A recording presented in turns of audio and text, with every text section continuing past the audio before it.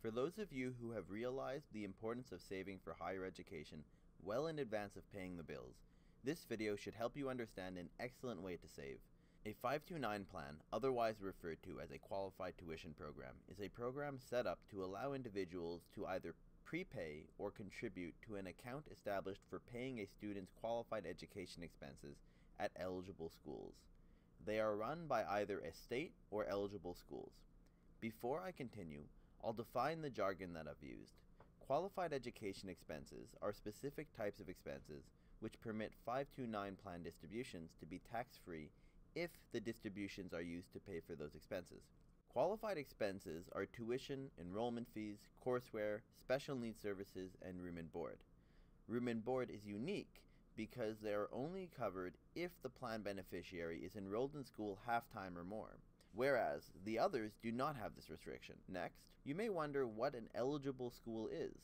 That is any college, university, vocational school, or other post-secondary school eligible to participate in a student aid program administered by the U.S. Department of Education. There are even schools outside of the U.S. that qualify as eligible. I recommend contacting the beneficiary school to verify if they are an eligible school. Last, what is a beneficiary? The beneficiary is an individual who will use the savings from this program to pay for their education expenses. The beneficiary can be changed, so don't fret if you need to do it. Now, there are two types of 529 plans: prepaid tuition and savings plans. Prepaid tuition plans allow you to begin paying for future college tuition at present-day prices. There are two types of prepaid tuition plans: a units plan and a contract plan. A units plan allows you to buy units of tuition.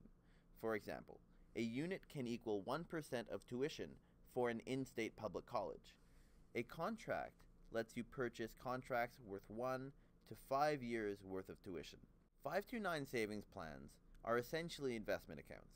Contributions are invested, and depending on how the market performs, its balance can have more or less than you contributed by the time distributions begin. Generally, a big difference between these plans is the risk taken with your contributions. Prepaid tuitions are less risky than savings plans. The more risk a plan has, the more they can potentially earn from investments. However, the flip side is that it also means there's a greater chance of loss. Contribution limits are determined by the plan servicer based on how much is necessary to provide for qualified expenses. Please note that contributions are not deductible from your taxable income. Distributions, on the other hand, are tax-free if they do not exceed adjustable qualified educational expenses. Adjustable qualified educational expenses are the total qualified education expenses reduced by any tax-free educational assistance. Tax-free education assistance includes tax-free scholarships, fellowship grants, Pell Grants, Veterans Educational Assistance, and employer-provided educational assistance. If in excess of that amount, only the earnings portion of the distributions are taxable as income. Additionally, except for specific circumstances, the taxable earnings are also hit with an additional 10% tax.